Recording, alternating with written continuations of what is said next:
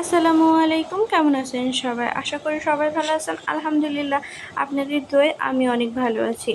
আজকে সকাল সকাল খেয়েছিলাম হচ্ছে পান্তা ভাত। তো ভাবলাম আপনাদের সাথে সেই ভিডিওটি শেয়ার করি।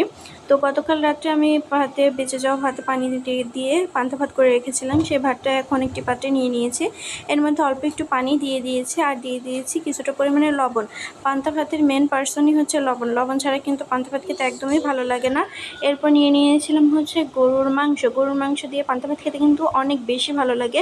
কার কার ভালো লাগে অবশ্যই কমেন্ট করে কিন্তু জানাবেন। এরপর নিয়েছিলাম হচ্ছে শুকনা মরিচ দিয়ে খেতেও কিন্তু পান্তা ভাতটা অনেক ভালো লাগে, ফ্লেভারটা অনেক সুন্দর আসে। আর নিয়েছিলাম হচ্ছে পেঁয়াজ আর 2টা কাঁচা মরিচ, আর ছিল হচ্ছে লেবু দিয়েই পান্তা ভাত খেতে কিন্তু অনেক বেশি ভালো লাগে। তো এটাই ছিল আজকে সকালের খাবার। সবাই ভালো থাকবেন, সুস্থ থাকবেন। আল্লাহ হাফেজ।